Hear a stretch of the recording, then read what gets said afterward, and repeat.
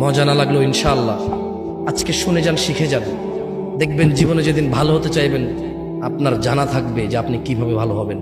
যেদিন আপনার মনে হবে আল্লাহর ক্ষমার দরকার, সেদিন আপনি জেনে যাবেন কিভাবে ক্ষমা পায়। যদি আজকে এই মাহফিল মনোযোগ দিয়ে শোনেন, আরে হ্যাঁ, আমি চলে যাওয়ার পরে এই মাহফিল চলে যাবে না তো, কারণ আমি কোনো কিস্সা কাহিনী বলতেছি না, এখানে কোনো গল্প উদাহরণ দিচ্ছি না। সূরা নূহ পড়ে শোনাচ্ছি। কি পড়ে শোনাচ্ছি? আর আপনার ঘরে এই কোরআন আছে, এই সূরা আপনার ঘরেও আছে। যখন মর্জি পড়ে নিজেকে সংশোধন করে নিয়েন। খুব সুন্দর আলোচনায় আসছেন।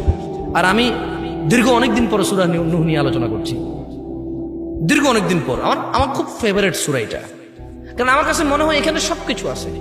একজন মানুষের সর্বোচ্চ দাওয়াত, মানে সর্বোচ্চ একজন মুসলমান কি করবে, এরপরে সে কি কি পাবে, যদি সে তারপরেও ব্যর্থ হয় এগুলা করতে, তাহলে সে কি করবে, ব্যর্থ হওয়ার পরও যদি সে এগুলা করে তাহলে সে কি কি পাবে, সব আছে এখানে।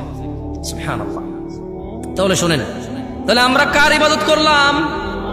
ভয় কাকে পাইলাম? অনুসরণ কাকে করলাম?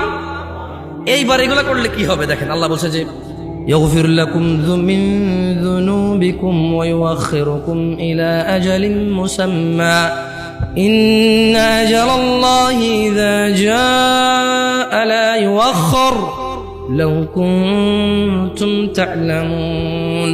ও আমার জাতি, ইবাদত করো আল্লাহর, ভয় করো আল্লাহকে এবং রাসূলের অনুসরণ করো।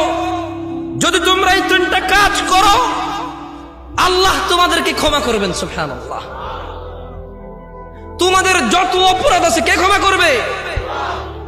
ওয়া ইউআখিরুকুম ইলা আজালিন মুসাম্মা। তোমাদেরকে তিনি এই যে অপরাধগুলো করে ফেলেছো, যদি তোমরা এই অপরাধী তোমরা একেবারেই তোমরা আল্লাহ দ্রোহী, আল্লাহর এবং তার রাসূলের কোনো কথা মানছো না, এবার শুধু আল্লাহর ইবাদতটা করো, আল্লাহকে ভয় করো, তাহলে আল্লাহর নবী বলছে যে আল্লাহ তোমাদের অপরাধ ক্ষমা করবে। ওয়া ইউআখিরুকুম ইলা আজালিন মুসাম্মা, এবং তোমাদেরকে তিনি একটা নির্দিষ্ট সময় দেবে, মানে তিনি তোমাদেরকে হায়াত দেবে, বাঁচায় রাখবে যাতে ভালো কাজ করতে পারো।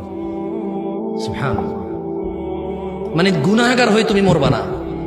আর কি লাগবে? একটা মানুষ গুনাহগার হয়ে মরবে না, সে আল্লাহর ইবাদত করবে, আল্লাহকে ভয় পাবে, রাসূলের অনুসরণ করবে, তাহলে আল্লাহ তাকে সময় দিবে, অবকাশ দিবে, নির্দিষ্ট একটা সুযোগ দিবে যাতে সে ইবাদত করে আল্লাহ প্রিয় হয়ে পৃথিবী ত্যাগ করতে পারে।